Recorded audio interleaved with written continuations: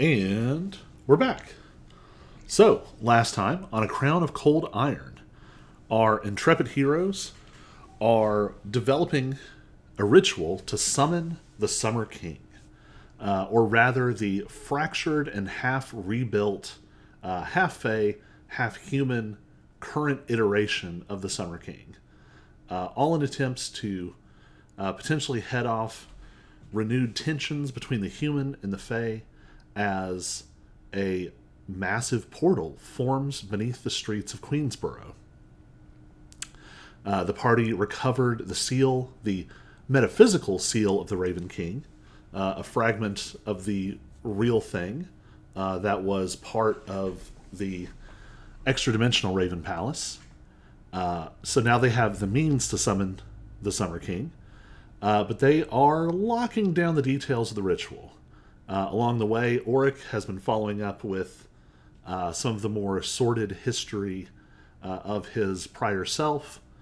Lexi is chasing after her lost mentor, Lou.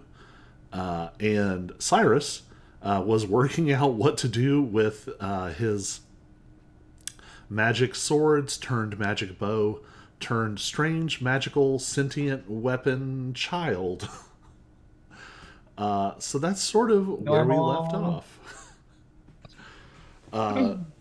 So are there any more sort of individual things y'all want to chase down, or do you want to reconvene?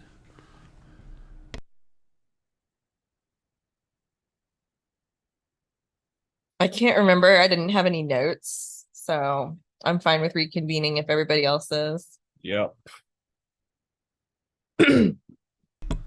All right. Just to remind you all of some of the mechanics you're dealing with. So you know that this ritual to summon Roland slash the Summer King, you have the seal of the Raven King. So to perform the ritual, it's going to take at least 3 successful checks against an Arcana DC. The base DC is only 15, but that's going to be a wide open siren call that notifies pretty much everyone of everything. They'll know who is summoning him, they'll know who is being summoned. It will attract the attention of people in Fairy, people in the city, and it will also bring all sorts of random fey creatures into the ritual site, which will probably have negative effects. Yep. You all did work out a mechanism to hide your identities, which is going to raise the DC by 5. You also figured out a mechanism to reduce how exposed it makes you to local forces, which will raise the DC but cause less powerful creatures to show up.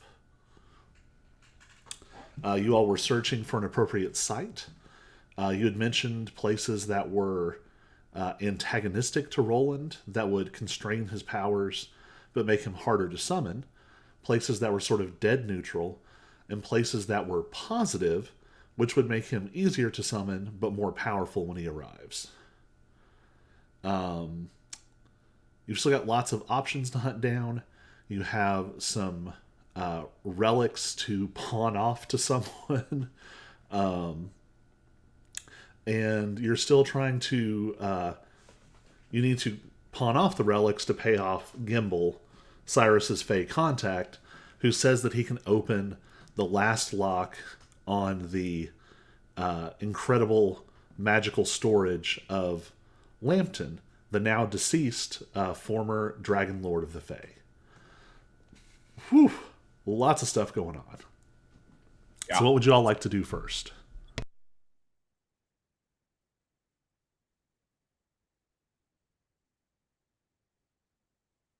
Uh, I can't remember if we thought there was any besides the location, if there was anything that we could do, if there was like items we collect or things to help lower the DC as well, that I think we were gonna yeah, we were gonna try hunt and for. Yeah. yeah. Yep, items of importance to Roland will make him easier to summon. Possibly items that are just powerfully aligned with Fey magic might be able to do so. So yeah, those will make him easier to summon, and might offset some of the other things you want to do with this ritual. Okay. How powerfully aligned are we talking here? Like, I'm assuming that just the monarch rapier is probably not good enough. Right. I think if you burned out a couple of your specifically Fey items, you might be able to shift the DC by like a couple of points. If it was his specific sword, you'd be in better shape. But in this case, the monarch in question, I think, was Lambton. Yep.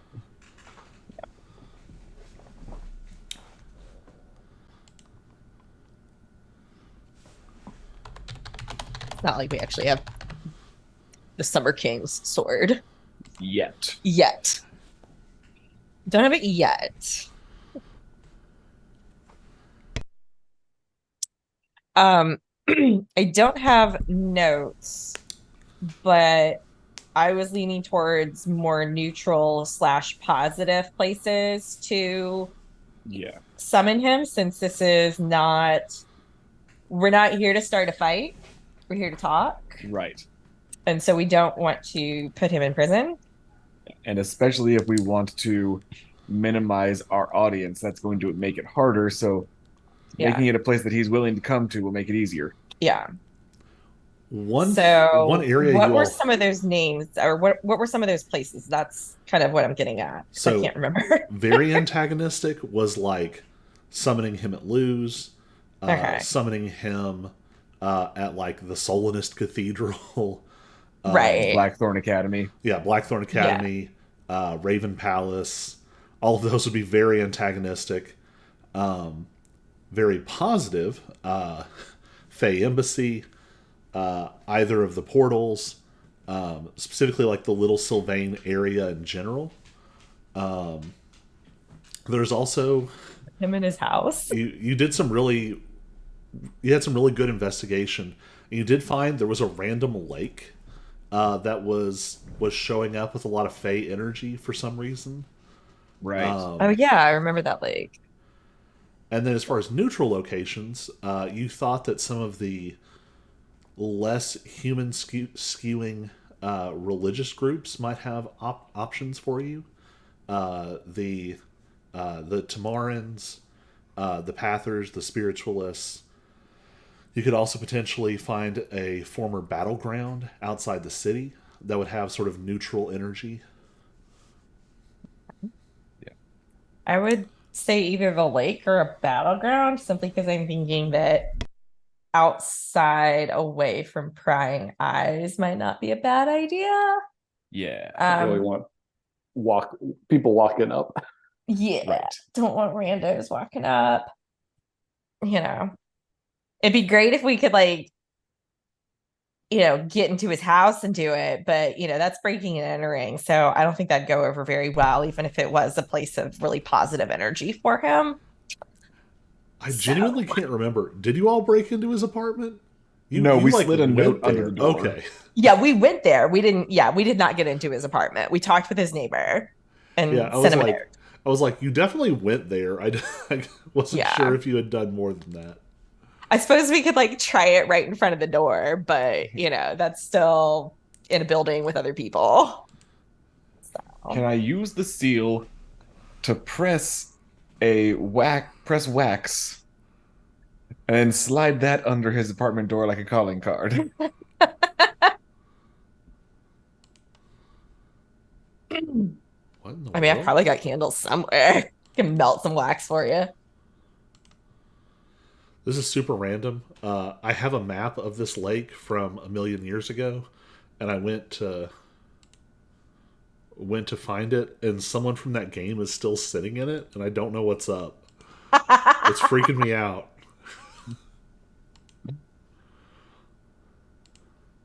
Was the lake in town or is it?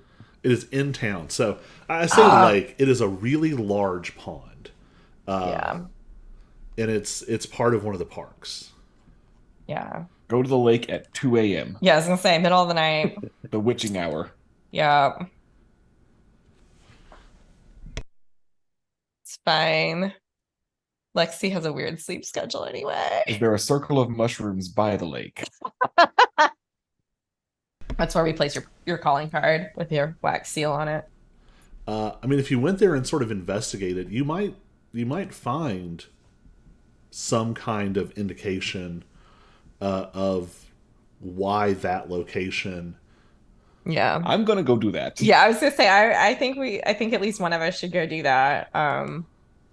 You know, it probably wouldn't hurt to scope out the battlefield either, just to actually find the right neutral place. Yeah. So And we also need to find things to sell find things to sell. to pay off Gimbal. Oh, to pay off Gimbal. Okay, I was like, why are we selling things? I mean, you've definitely.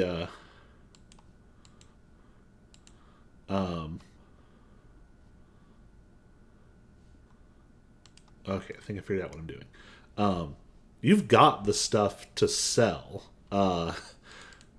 You have tons of relics and gold that you managed to come back with from the Raven Palace. Right. You just need to find the right person to offload it to. Right.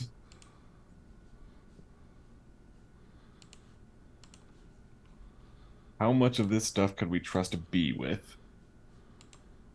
I don't know if B would give us a good price. Don't worry about that. Oh, oh, oh.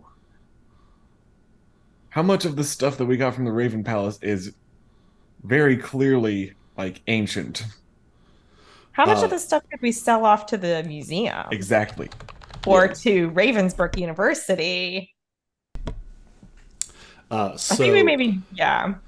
Yeah, a lot of this stuff is much more distinctly sort of antiquities. Yeah. And that would be sort of a safer way to do it. Yeah. Yeah.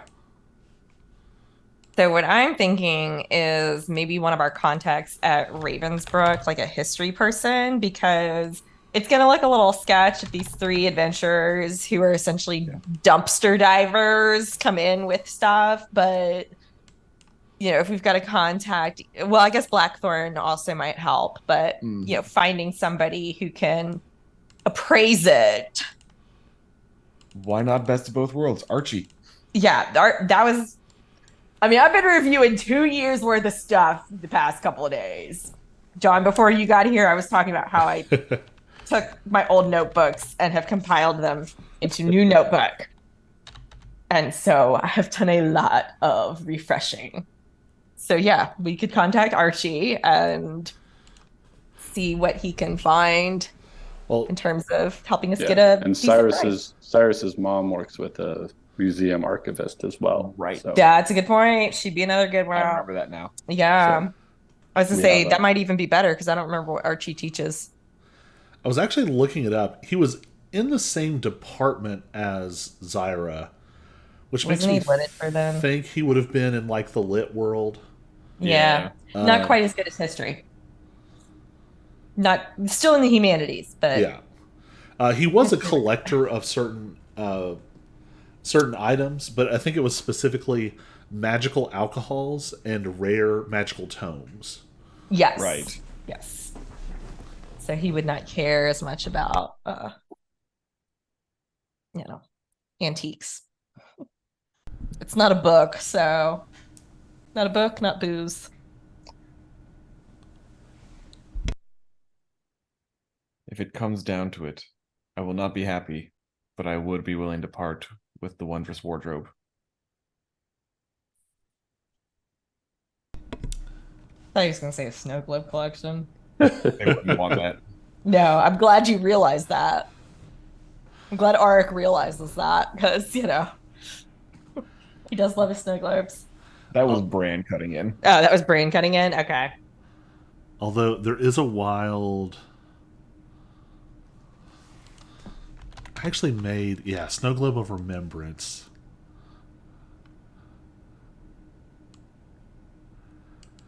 Oh no. I'll let y'all figure that out. So, Oh, dear. anyway, yeah, Archivist Allenson. Archie would be of some use. You could potentially offload some of it to B, to some of the Blackthorns. You got a lot of options. Yeah. I say we start with Cyrus's mom's friend because I think first off we need to find like an appraiser to kind of say what are the things that we really need to prioritize with somebody who will, give it a good price. Because like some of the cheaper items, it's like, yeah, sure, I'll sell it to B. Like, you know, but B's not, I mean, I'm sure B's got good smarts, but is B as focused? Is B willing to pay good money for a good collectible? Or is he just trying to change hands with coin? Mm-hmm. Yeah.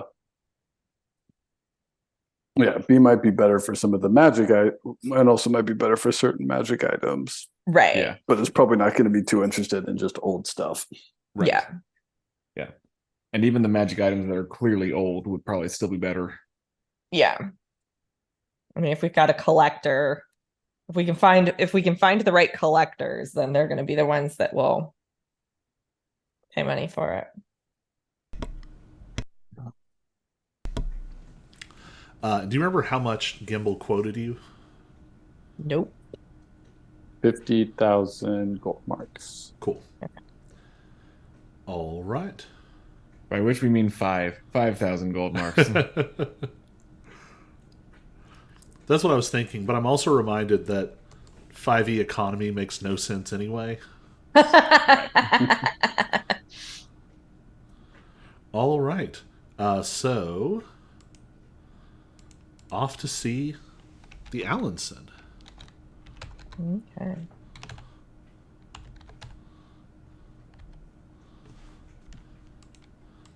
I don't know that he ever got a first name. Feels like it almost has to be Alan.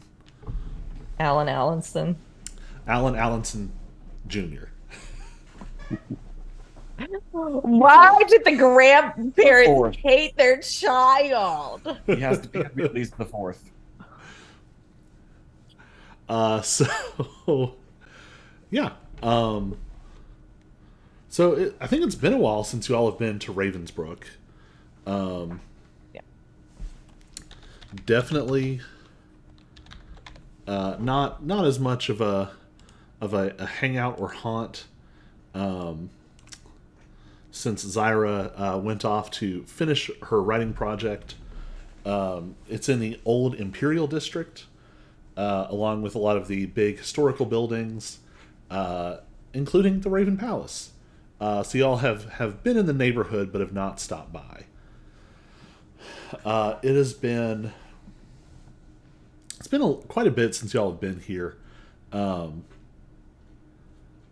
Most of the hubbub has died down after the third floor of the Kent building was turned into a fairy demand so long ago. But you got all of the students turned back from velociraptors into people. You got Archie his office back, and I think it's mostly good. So this is a quite a bit of an older campus. There is a new, larger sort of state school in a different part of town, but this is sort of the very historical private college with a lot of connections back to historical figures and whatnot. It's the Harvard. The Oxford. Yeah. Yeah. It's not as old as the Harvard's not old enough, but Yeah. I was just trying to think of a town that had multiple like state schools and private prestigious institutions. So, and Duke's too young.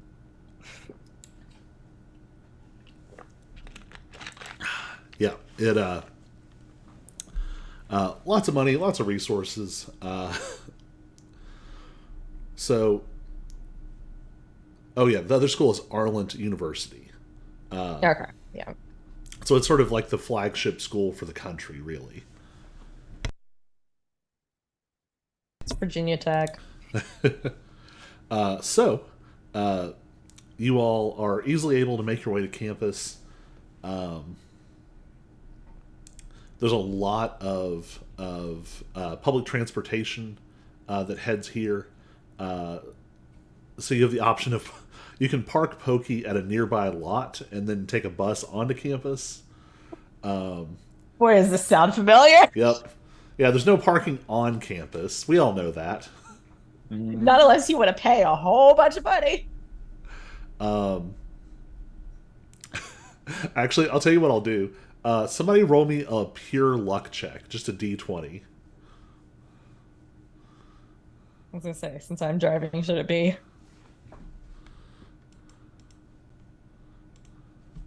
Oh, I got a nat 20 on that one.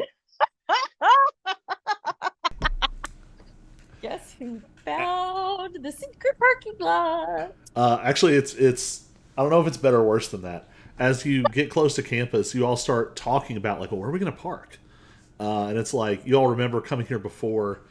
You know, it was a struggle. I think Cyrus probably ended up with a ticket for whatever he drove here, and then was able to hand wave it away with his MBI influence. But as you all are sort of like figuring this out, Lexi, you are sort of like scavenging, like reaching like under your seat, trying to find something, and you pull up Zyra's staff parking like hangar. Might never clean out my car. It's been there It's almost since. as good as the chapel parking after 5 p.m. Yep. It's there. You know, after some adventure you all went on early on. So you're able to hang that and actually park relatively close to campus. So you make your way onto campus. There are no towering buildings here.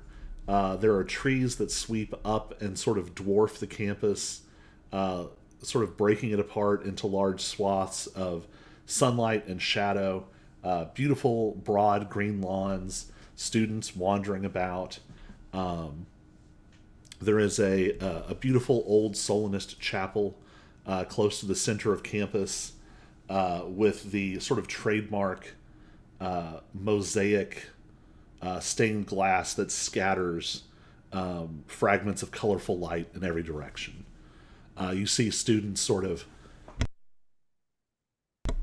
basking in the colorful, refracted glow, eating lunch, working on homework, or studying for tests that they forgot about. You all don't attract too much attention. There's a lot of public lectures and campus events. And you all are able to make your way over to the archives. This is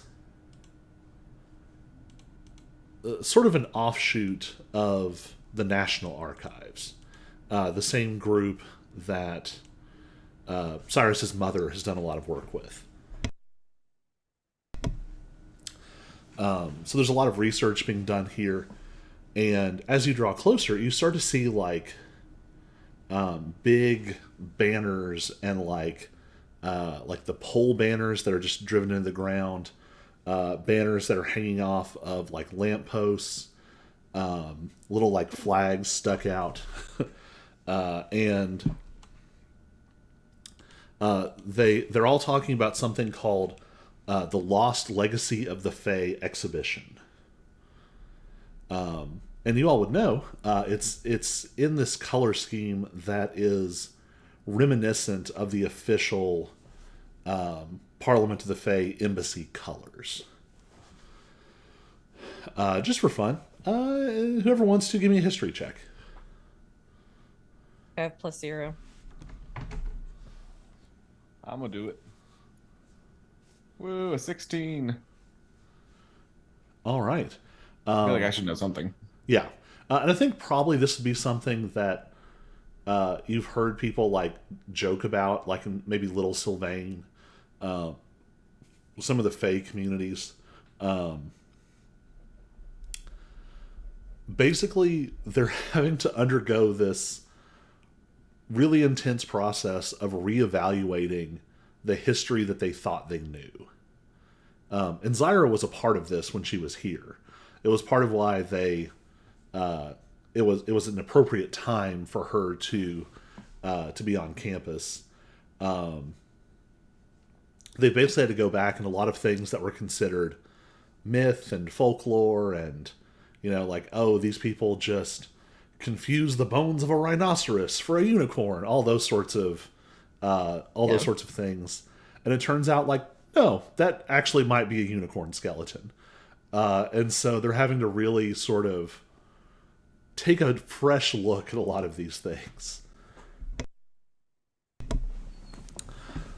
So as you all draw close, it's a random weekday. There's a few people milling around. You see what looks like maybe a class that was required to come here on their way out. And as you walk in, there is a huge, like, magical hologram. And it starts talking as you get closer. And it's like, "Hello, I am Ambassador Llewellyn of the Parliament of the Fays, Embassy to the Human Realm. And I would like to welcome you to the Lost Legacy of the Fae." It's very, like, overblown, very dramatic. And you all have seen pictures of him. He's just a dramatic, overblown kind of person. Very elegant elven features, long flowing hair. He's wearing, like, his best ambassadorial attire, with all of the shininess and sparkles, and there's little, like, illusory butterflies like floating behind the hologram. And you just sort of remember the contrast with the much more down-to-earth, sort of like hard-working, focused Lady Bryn. So it rattles on for a minute, talking about the partnership between the Queensborough government, the Republic of Ireland government, Ravensbrook, and the embassy, all working together on this project. So it's like a 2-minute spiel, and then it's about 1 minute pause, and then it starts to loop again. There is a long-suffering security guard sitting at a station close to the door, and you can tell that they've got, like, Poor man. really, like, powerful headphones in, and they're still like, yeah. So, do you all want to wander the exhibit a little bit, or do you want to try and go straight to find Archivist Allinson? I'm kind of curious as to what's in the exhibit. Are you asking Joe or are you asking Auric? Yes, seriously.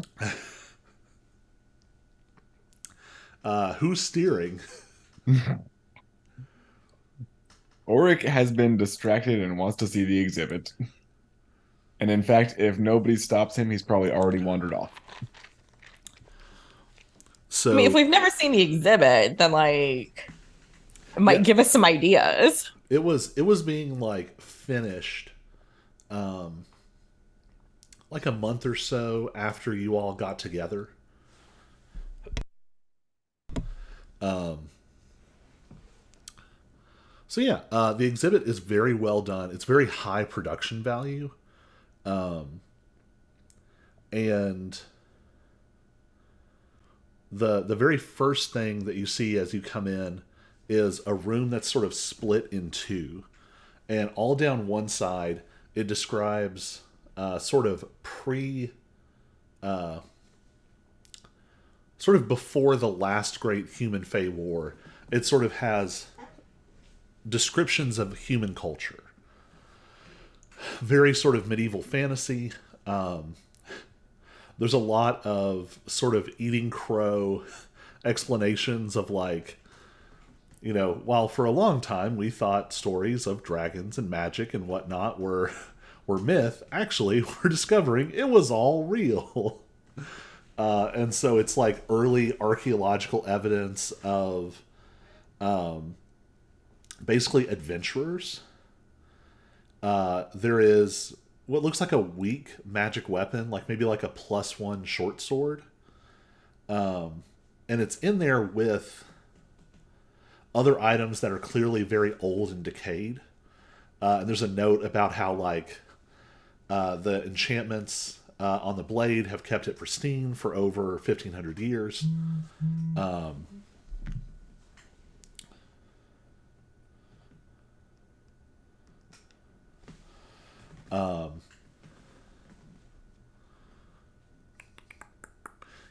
Magic blade. There's some descriptions of everyday life.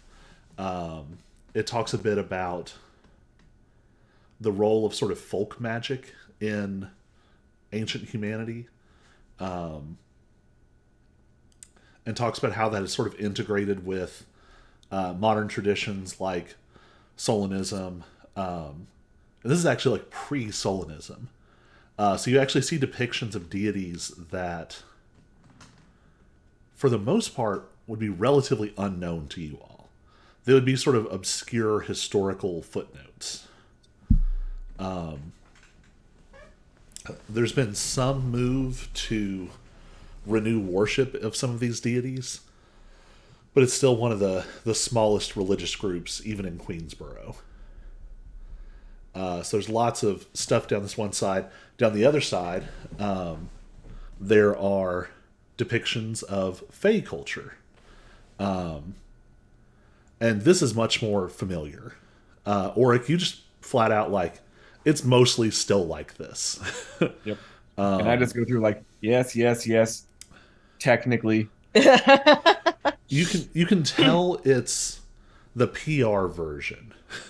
So like it's from someone who knows what they're talking about, but is also very carefully curating this.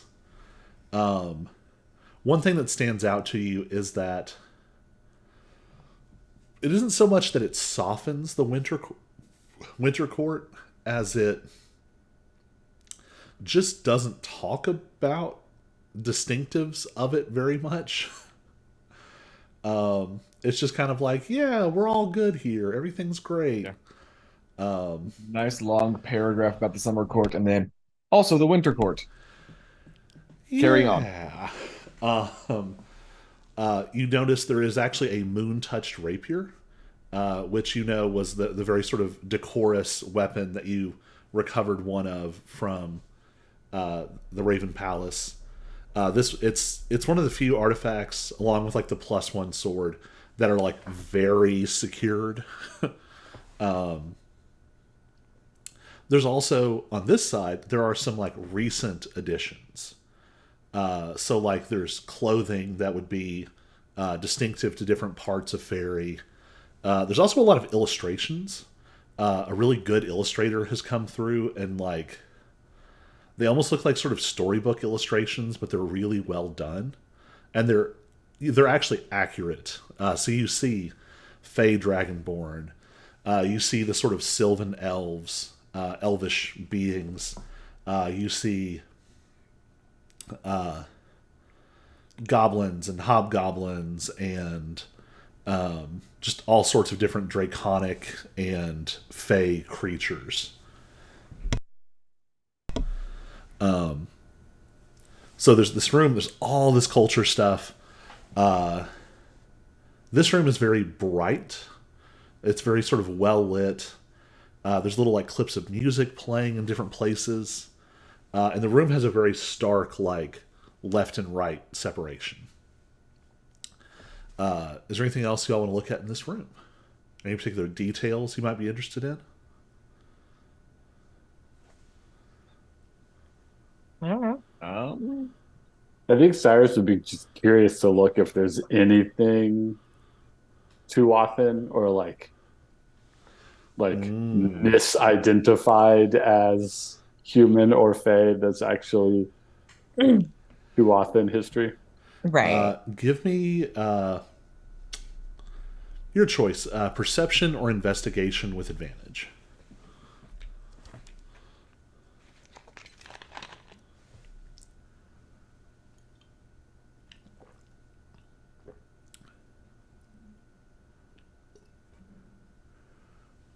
18. Nice. Double sevens.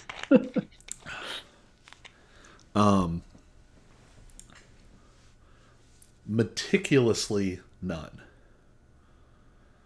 With that roll, you have a hunch that it was very intentionally excised. Also fair. And I think you'll see more about that in the next room. Or not see more of that, I should say. But yeah, now that you think about it, it is sort of odd. The human side talks about sort of pre-Arlen history. You all know between your sort of hyper tourist status and Lexi and Cyrus's sort of human backgrounds, Arlen was essentially founded sort of by adventurers. And it sort of talks about some of like the regions and realms that existed before that. The Fae side talks about it like they've always been there forever. And that, once you stop to think about it, there's something weird there.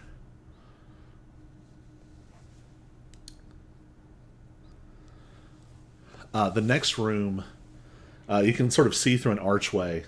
The arch sort of extends. It's like the walls extend out a little bit, so it really feels like you're walking through a passage into another area. The next room is noticeably darker than this one.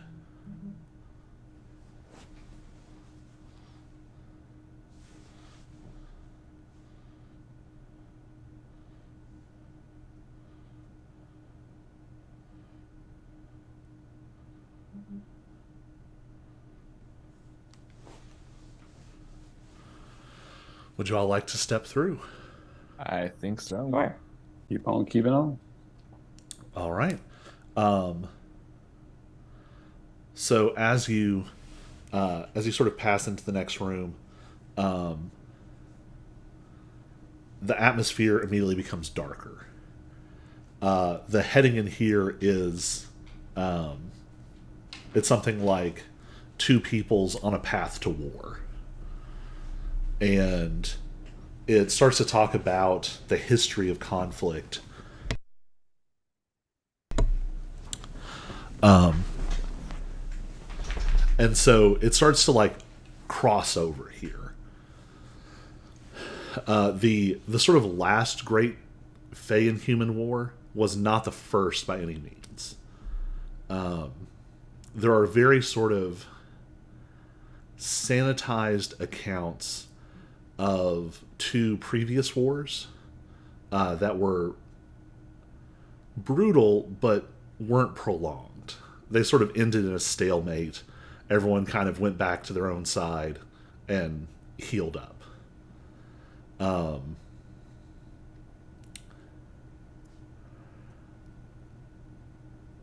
This room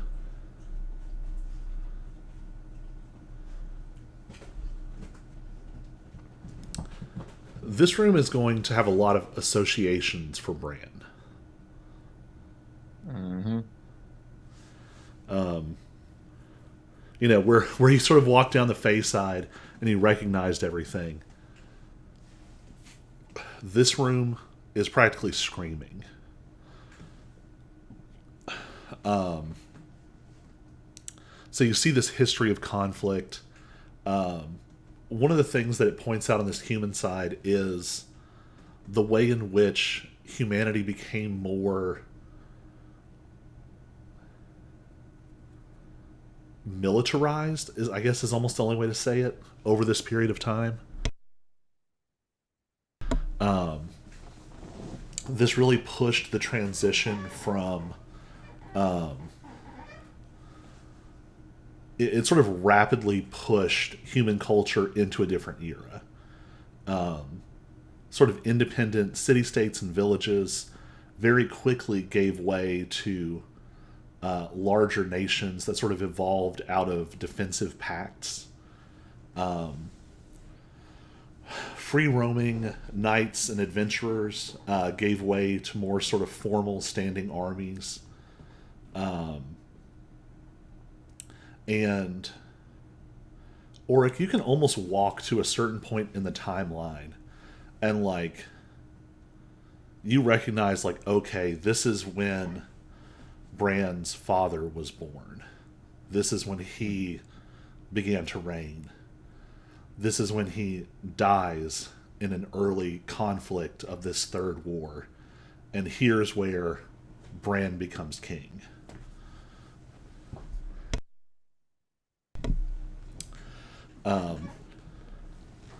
And at that point, it sort of shifts into the next room.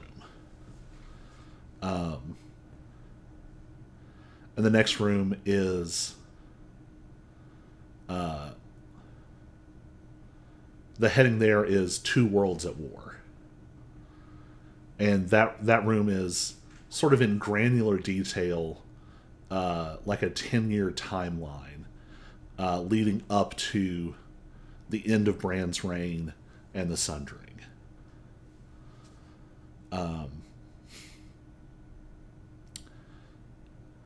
again, it's very sanitized. It's dark, but it's dark in a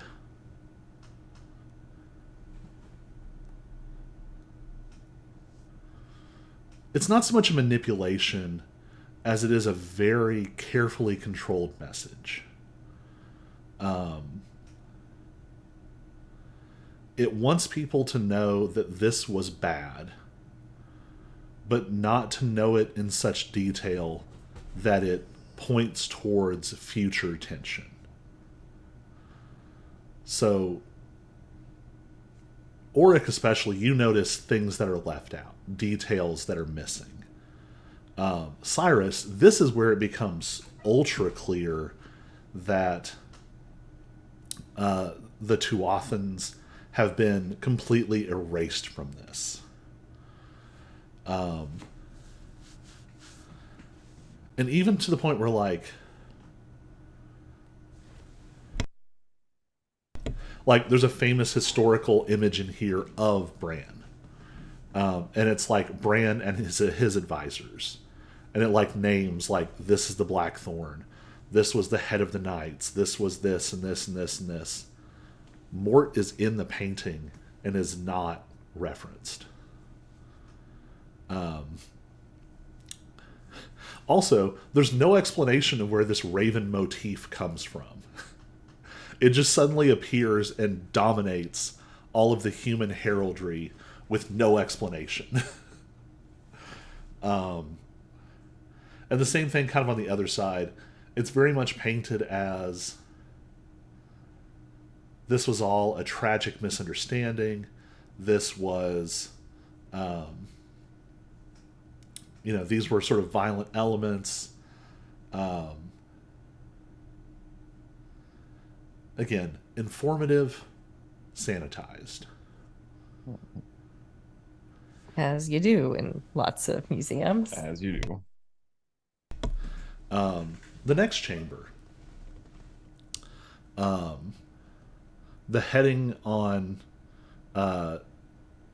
there's two sides in this room. And on one side it says one wall is sort of split in half and it says Two Kings and the End of the World. And I think this is maybe the most striking. There is like a full-sized like mannequin of Bran wearing like his sort of royal outfit, skewing very like black and gray, raven feather motif, the cold iron crown, and it says a little bit about Bran's background. Again, though,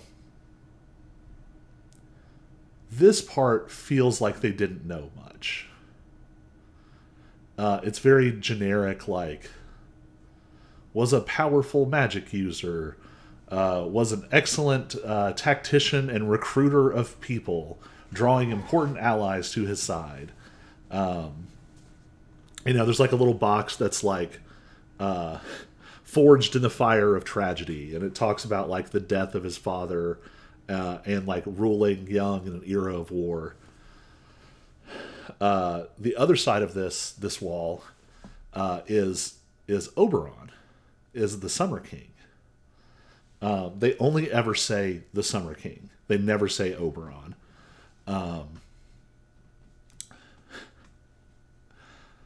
This one is a little too grandiose. Again, accurate, but this one almost skews to embellishment. And you think like probably the Fey embassy had a lot of final approval power on things in this room.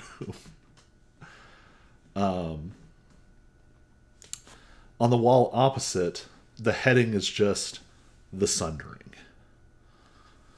And it starts off saying, it talks about how the war ended.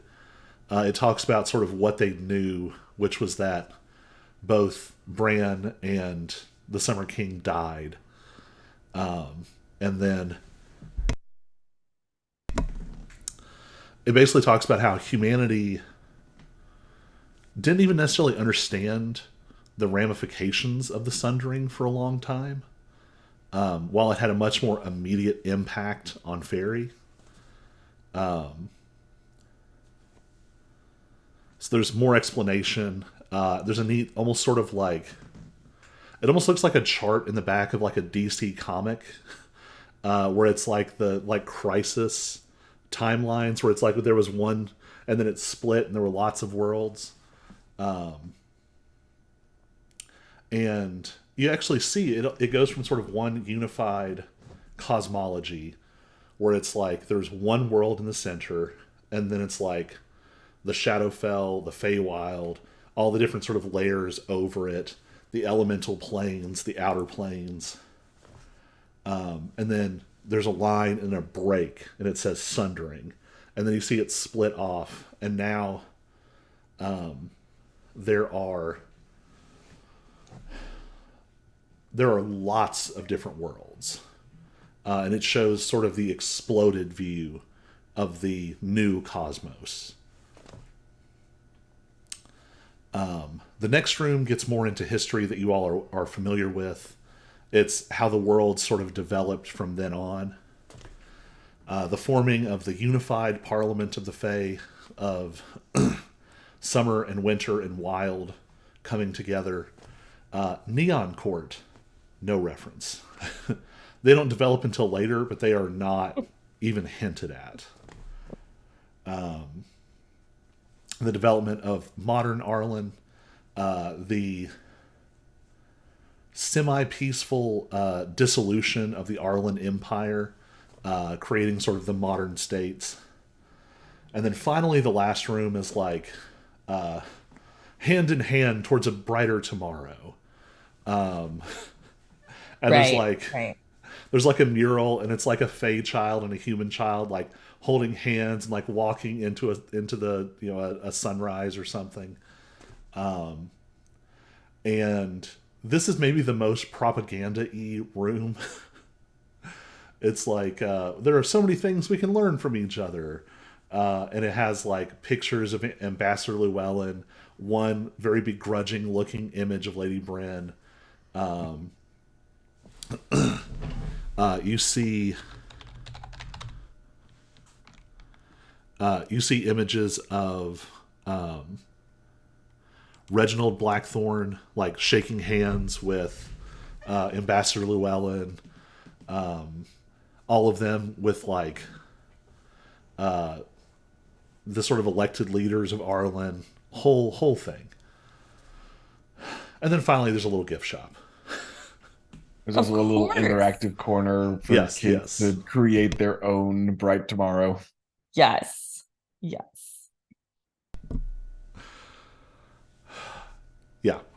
So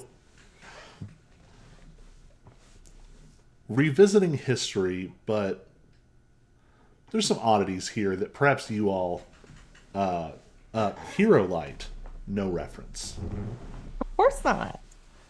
What is this hero light you speak of? Hero Light, who's she? Yeah. Blackthorns did have some mention. No war crimes. Of course not. And I think even the Blackthorn Academy maybe has like it's almost like a little ad for the Blackthorn Academy in the last room. And maybe there's like some flyers or some little like leaflets in brochures in a rack. Definitely included in the children's activity corner. Yep. Maybe one of the activities is like, draw a magic circle. Yes. And if you do it right, it like glows a little bit. Yeah, so like this whole wing has been sort of turned over into this. There's what looks to be like maybe a work study college student, sort of working the gift shop. Yay. There are just a lot of little trinkets and things. There's some shirts. Are there snow globes? There are some snow globes. These are non-magical snow globes. Maybe they have glitter in them instead of snow. Poke, poke, poke. I think they're probably, it's one of those weird things where like the gift shops in town kind of overlap. So like some of the snow globes are for like the first palace, the Raven Palace, the Solanist Chapel on campus, like different things like that. National Zoo. Yeah. I think there's a little like plush Raven mascot wearing like a Ravensbrook t-shirt. Just has like a little R on it, and maybe it's got like a little foam like pennant it's waving. Little finger. Yeah. Yeah. So it sort of starts to loop back around to a main hallway that'll like take you out of the building. But you can see across the way, there's like the behind the scenes area of the building where all of the collection is curated, where all the offices are.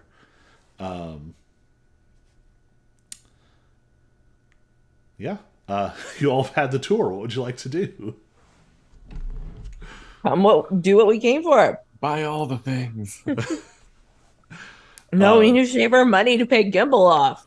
All right. I assume Ill Omen is with you, Cyrus.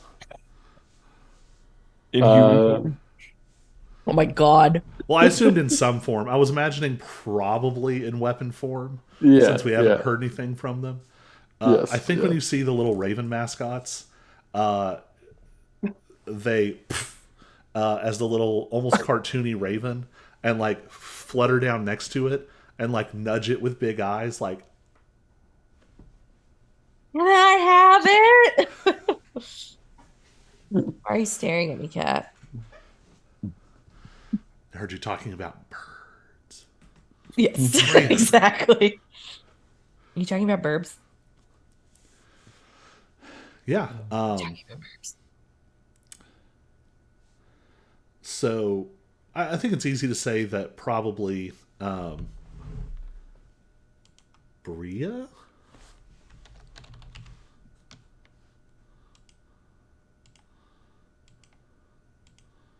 Haha, yep.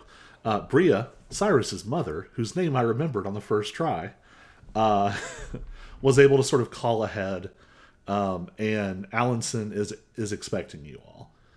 So you can get kind of like buzzed in to the back section. Dunhollow and Associates, we have an appointment. It's another like work study college student wearing like a National Archive T-shirt, and they're just like chomping gum really loudly, and they're like, and they hit a button in the door like, buzz, and you can tell that you can open it now. As soon as you step into this back hallway, the vibe immediately changes. This is professional space. It's weirdly more and less casual than outside. There's no pretense here. There's no like colorful decorations or signage. You just see like a row of offices, and And further back, you have to sort of go back and around a corner. You find like a large preservation room. And this is where it's sort of you notice like immediate atmospheric things. The room has like negative pressure. It's very like atmosphere controlled to preserve the artifacts. There are a bunch of like workstations in here with like tiny like brushes and tools and sort of restoration kits for different kinds of items. And there is a reedy looking young man. You would guess he's probably. He has a very youthful face. So he could be in his like late 20s, but if he is, he went balding very young. So youthful face, but like all the way back to here. Yeah. But yeah, so he turns and how much information did you give to pass on ahead of time?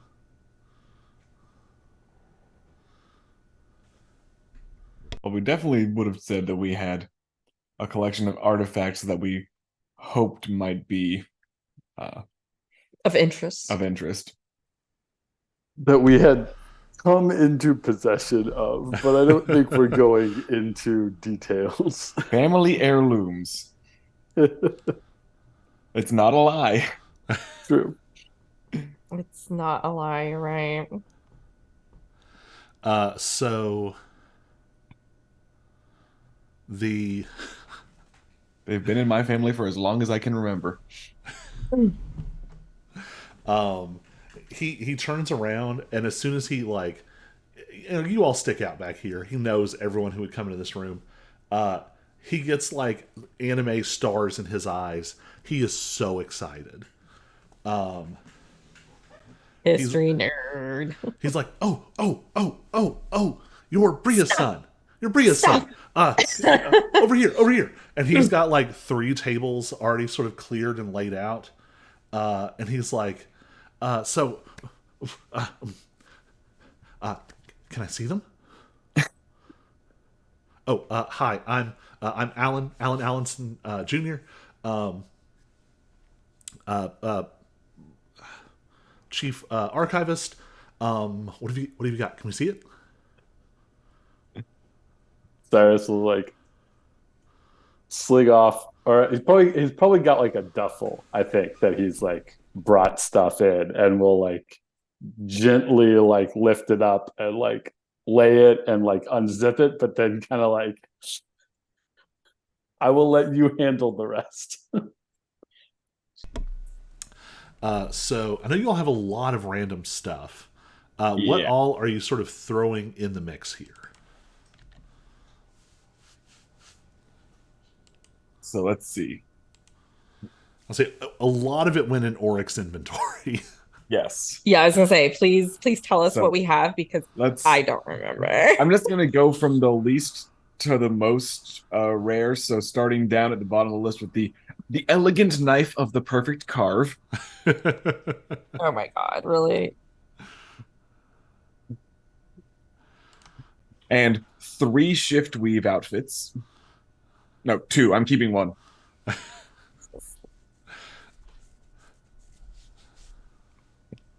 But 3 pride silk outfits. All of which came out of the wardrobe, which I want to keep.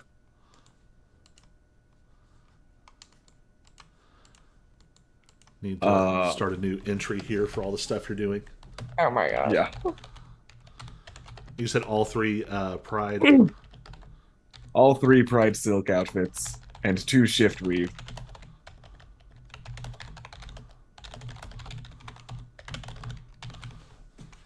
All right, what else?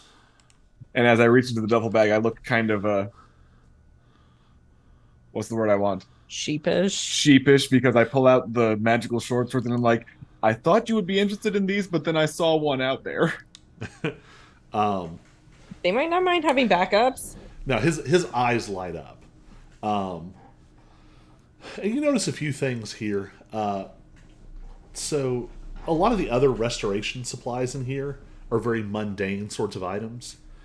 He has a tray with some more esoteric things mixed in with the little brushes and whatnot.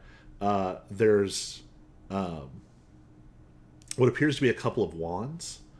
There are some like almost like monocle type lenses that you immediately would guess are of different magical effects. And he's examining them. And you do know, like, the other sword out there is a +1 sword, but this is of a very different make. I mean, and you would know this because Bran would know this. Like, this was part of the armory. This was a Third War era short sword created with Blackthorn techniques of mass enchantment. And actually, Alanson is just rattling this off. He's so excited by each of these items.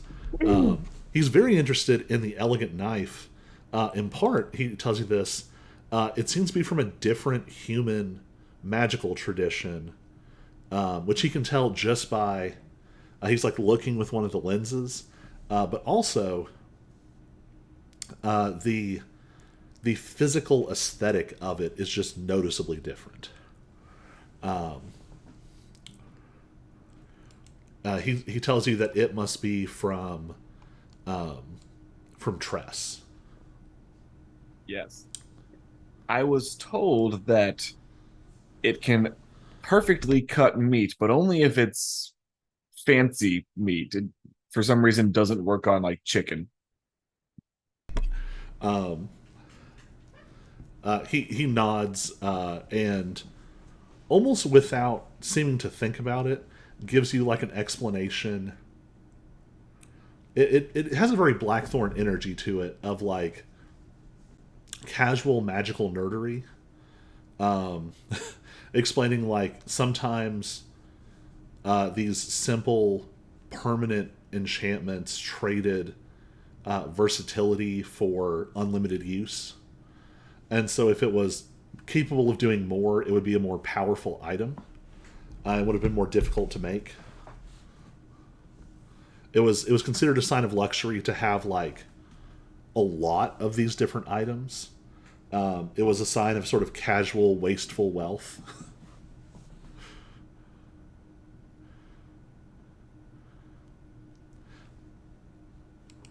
So Joe was asking about the peacock figurine. Is the peacock figurine in the bag or keeping the peacocks?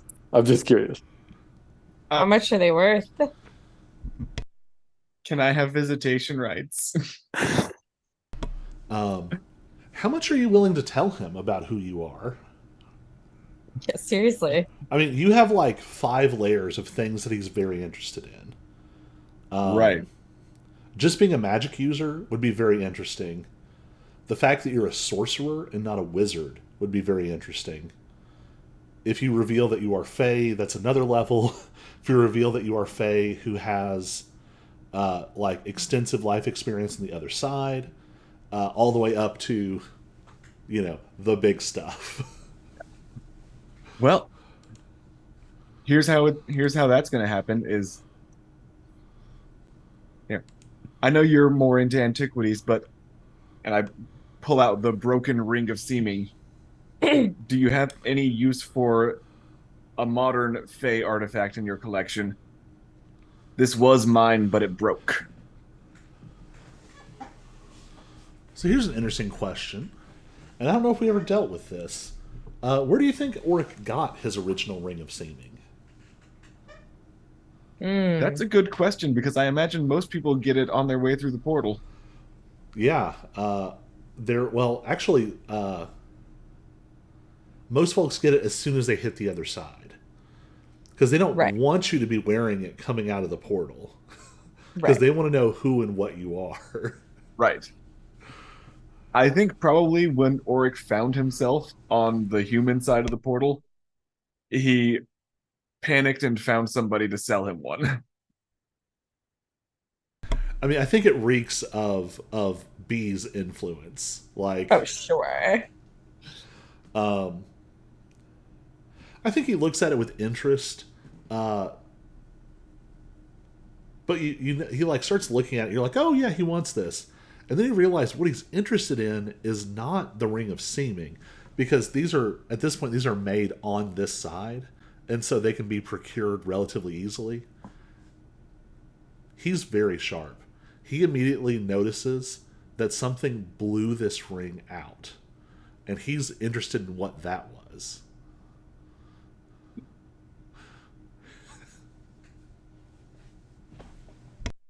Yeah, It's a long story. I honestly don't even remember what happened there. I just okay. So full disclosure, my girlfriend is Vela Blackthorn, and probably we had some like sparring happening. Sparring.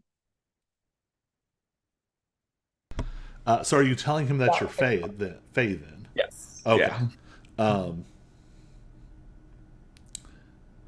give me this is gonna be a low DC just because. Well, I'll say this: give me an insight check and then give me a deception check. All right. Insight is a 22. Deception. I got a +8. How was that one lower? Uh-oh. 13.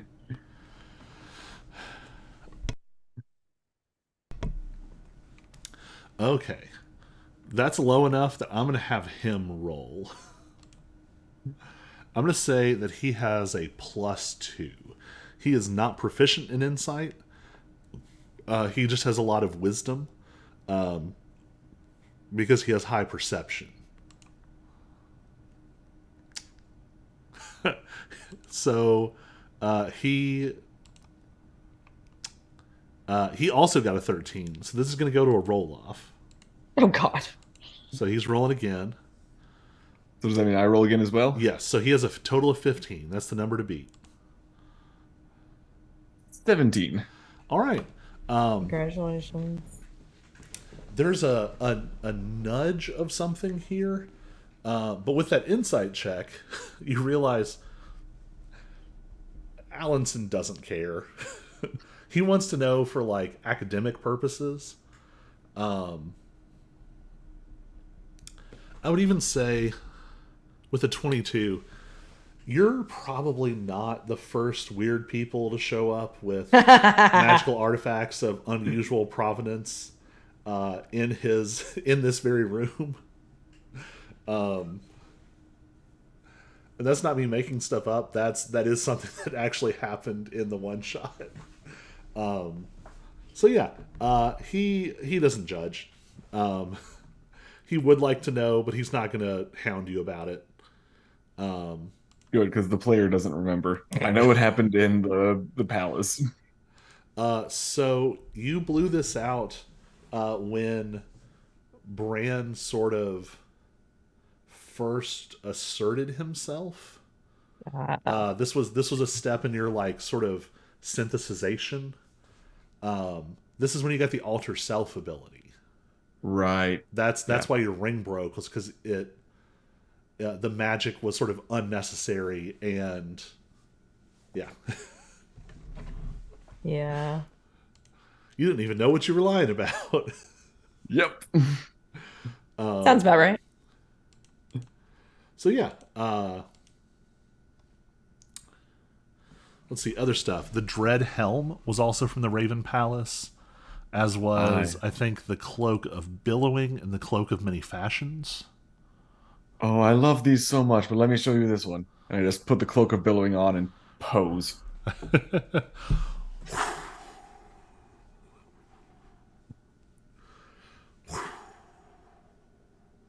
It just keeps going to the point where it starts to get awkward.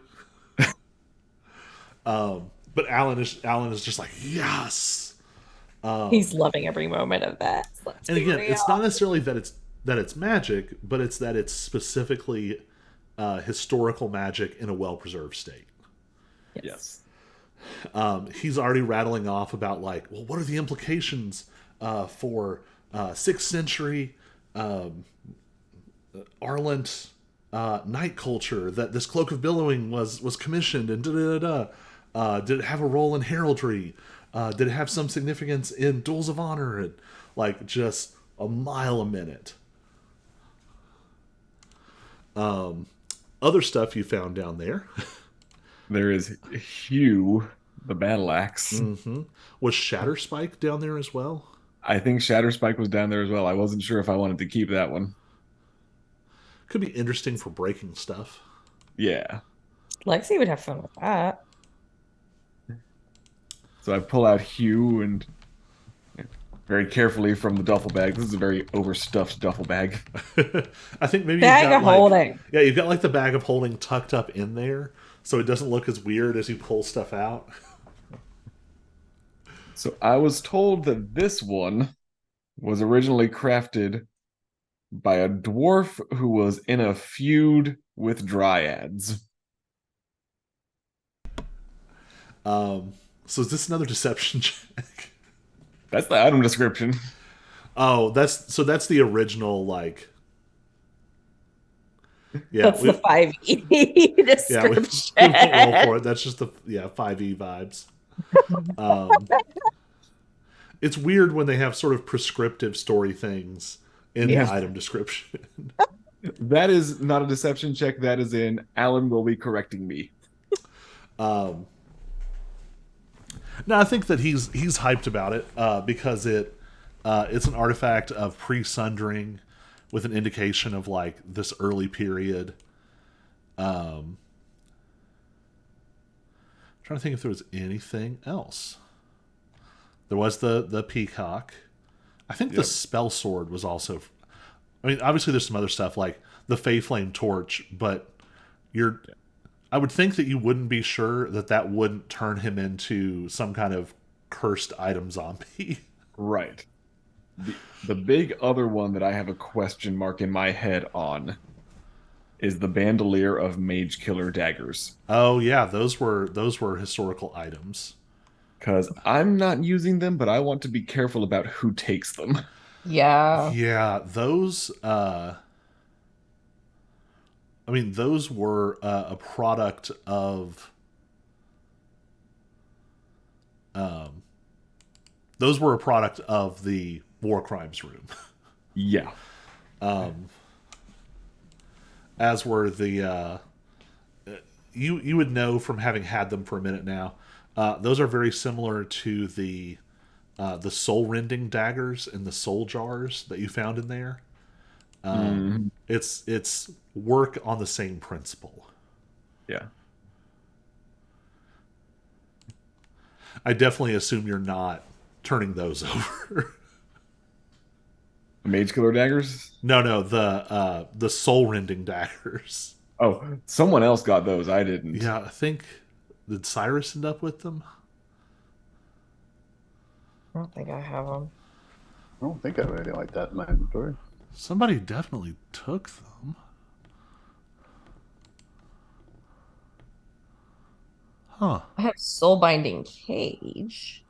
Yeah, that's It's not the same. no, that's it. Soul Binding that's Cage and the Dagger of Arcane Rending. Okay. Yeah, I was like, no, somebody definitely took them. Yeah, I do have. Yeah, I have them. Soul Binding Cage and Dagger of Arcane Rending. I have them. Yeah, so are you thinking about handing that over? I don't know, guys. What do you think? Oh no, sorry. The mage daggers, not the Okay. not the I war was like, crimes. wait, I thought we were saying no. Yeah. I mean, either of you want to use them? Because I think I am handing over the peacock figurine, by the way, yeah. Take a picture. Do either of you plan on using the mage killer daggers? I mean, Cyrus is pretty solid with why did my mind just go blank? Oh, that's right. Illumin. Illumin, yeah. Yeah, is the problem Lily? with attunement. I don't have space for attuning to two different weapons. Yeah. Y'all have too much cool stuff. And Lexi's pretty solid with her loadout as well. So yeah, I think I will pass along the Mage Killer daggers, and I will say everything that I know about them to try to emphasize that these are dangerous things. I know you know how to protect dangerous things, but just to let you know, these are dangerous things. I think you might have more confidence in him than he has in himself. When you explain what these things do, they're like the whole bandolier is like twitching on its own. He is like backing up, like, but he will take them. He gets out like a surprisingly dirty looking wooden box. It looks very like old, very almost has sort of like a pirate treasure energy, but it's like a little bit smaller. And he opens it, and you can feel that there is some kind of like suppressive magic field in it. And he like puts the daggers in it and then shuts it and puts it in like a hazard box. Good, Smart man. good. So the last question then is, how much of this ancient coinage do you want to do here, or do you want to pass it through B instead? How much can we pass through here before it looks suspicious? I mean, Yeah. Family heirlooms. I've already come across as like the heir to some kind of ancient fortune just by all of the other stuff. Yeah. give me an insight check. Anyone who wants to. Oh, not so good this time. Oh, I rolled a nat 20 on that one. Lexi saves us. Lexi saves us. All right.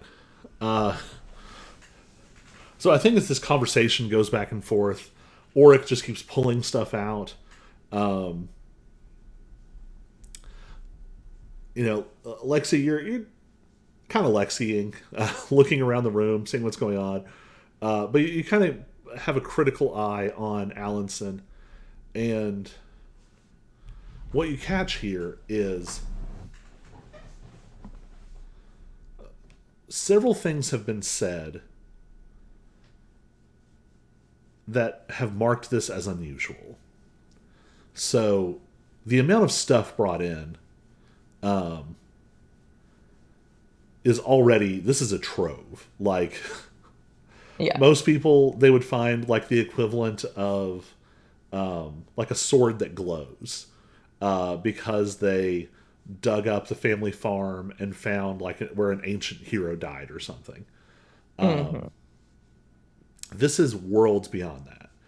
This is a large collection of pre-sundering items to begin with. Especially this last item, the Mage Killer daggers are scary strong. And the fact that you're willing to part with them says something about you. He also knows that you are Fae. There was something weird about that Ring of Seeming. He also knows that you are dating a high-ranking Blackthorn. So here's the pro and con of this moment. Alanson is probably not going to say anything to anyone else. Between the favor to Bria and not wanting to piss off the Blackthorns, he's probably not going to say anything to anyone else. If a Blackthorn of sufficient status was to come through here, he might mention it to them. Not in like a negative way, or like a, hey, I'm going to get them in trouble, or whatever. But that just seems to be kind of where you're at. That being said, we'll roll with this nat 20 insight check. It might be a little silly to think that the Blackthorns don't always have a pretty good idea of where you are and what you're doing. At least some of them. These are people with, like 5th, 6th, 7th level spell slots. Yep. So yeah. the ship has sailed on making a scene to Alanson. So with that in mind, how much gold do you want to dump on this guy? Enough to pay the bills. Yeah.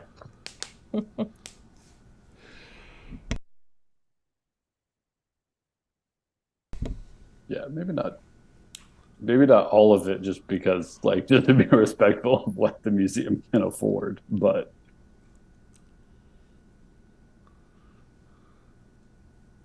Plus, we gotta have some for my treasury whenever I take my kingdom back.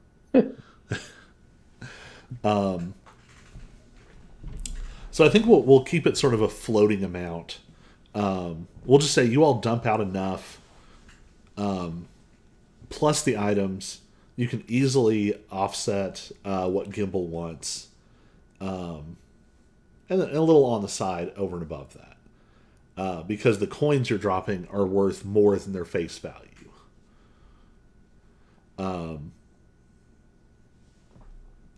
So I think that's where we'll end.